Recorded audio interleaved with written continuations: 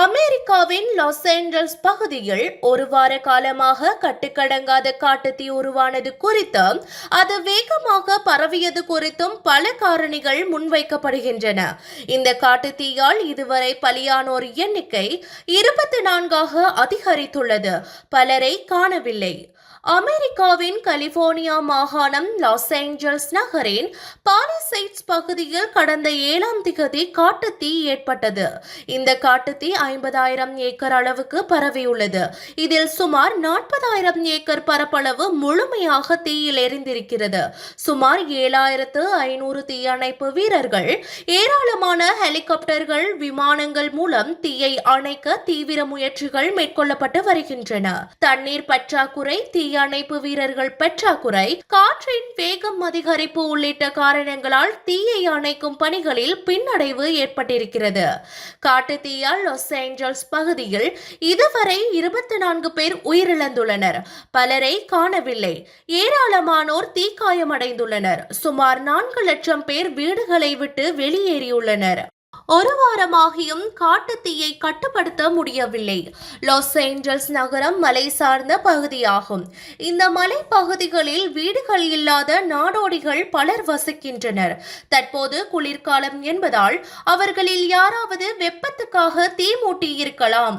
அந்த தீ காட்டுத்தீயாக பரவி இருக்கலாம் என்று லாஸ் ஏஞ்சல்ஸ் அதிகாரிகள் சந்தேகம் வெளியிட்டுள்ளனர். லாஸ் ஏஞ்சல்ஸ் வனப்பகுதியில் புதைவடமாகவும் உயர் கோபுரங்கள் மூலமும் உயர் அழுத்த மின்சார கம்பிகள் அமைக்கப்பட்டு உள்ளன. இதில் மின்கசிவு ஏற்பட்டு காட்டுத்தீயாக உருவாகி இருக்கலாம் என்றும் சந்தேகிக்கிறோம். கடந்த 2022ஆம் ஆண்டு முதல் லாஸ் ஏஞ்சல்ஸ் பகுதியில் போதிய மழை பொழிவு இல்லை. இதனால் பைன் மரங்கள், செடி கொடிகள் பட்டு போயிருந்தன. இது காட்டுத்தீ அதிவேகமாக பரவியதற்கு முக்கிய காரணம் ஆகும்.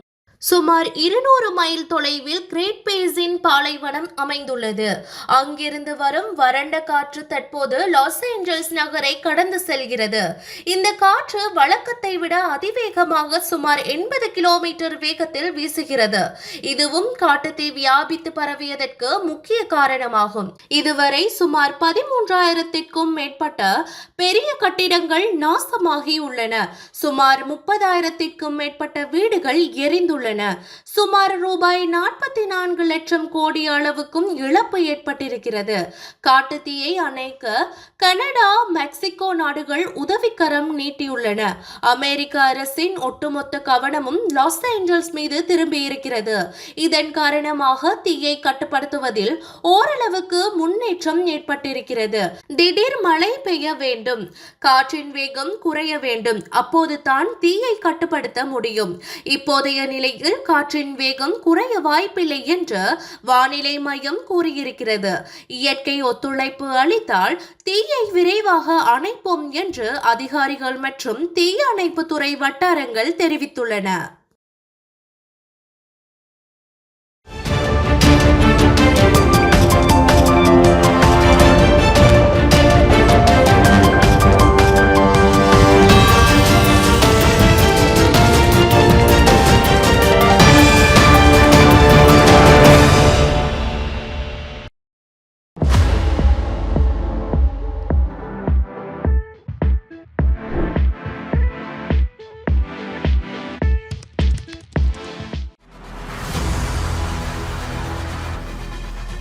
இலங்கையின் முதல் நிலை முதற்தர செய்தி வழங்குனர் வீரகேசரியின் குறும் தகவல் செய்திகளை உடனுக்குடன் தமிழில் பெற்றுக்கொள்ள டயலாக் வலையமைப்பிலிருந்து REG இடைவெளி வீக்கி என்று பதிவிட்டு 87 960 என்ற எண்ணுக்கு குறுஞ்செய்தி ஒன்றை அனுப்புங்கள்.